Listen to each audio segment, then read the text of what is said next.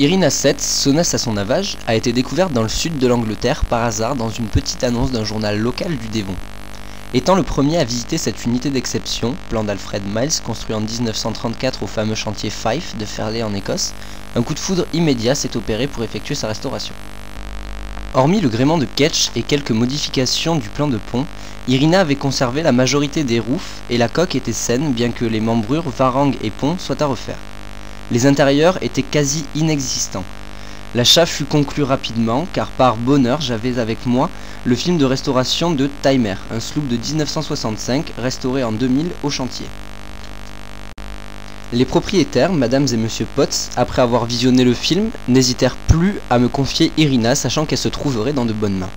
Irina fut donc transportée par ferry puis par camion jusqu'à Toulouse où se trouve le chantier Amebois. Des aménagements furent faits au chantier pour l'accueillir et la restauration lourde put commencer. Celle-ci débute en juin 2002 et se termine en août 2003. Le pont est démonté, de même que le reste des aménagements intérieurs. L'hygrométrie est maintenue par aspersion d'eau. Les varangues et toutes les ferrures en acier sont remplacées une à une par des pièces identiques en inox. Les boulons de quille sont vérifiés, les œuvres mortes et les œuvres vives de la coque sont entièrement mises à nu. Les membrures d'origine en acier sont remplacées par des membrures en chêne scié. Ce choix nous est imposé car Monsieur Potts avait commencé ainsi. Certes, cela ne respecte pas le procédé composite d'origine, une membrure d'acier, deux membrures chêne, mais cette option permettra à Irina de durer encore plus longtemps. Il n'y aura plus de souci de pourriture du bois provoqué par le contact avec l'acier.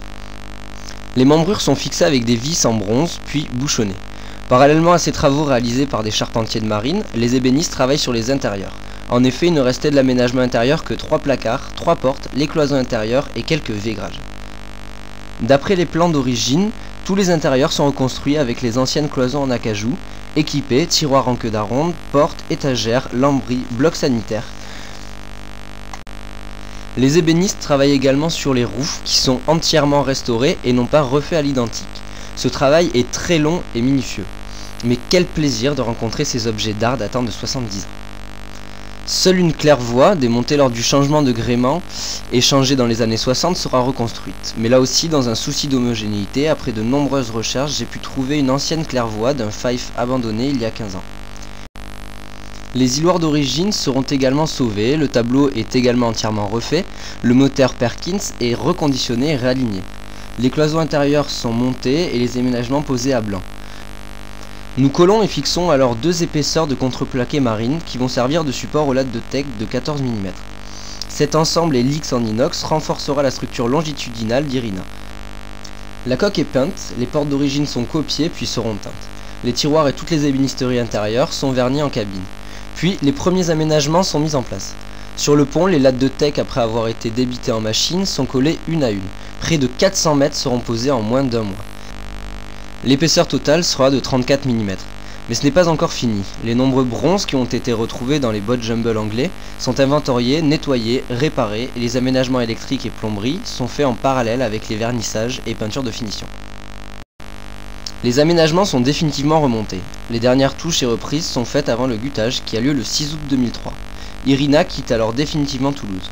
La mise à l'eau a lieu le 8 août à Canet-en-Roussillon. Et le 24 août, après l'avoir gréé, Irina VII retrouve le large.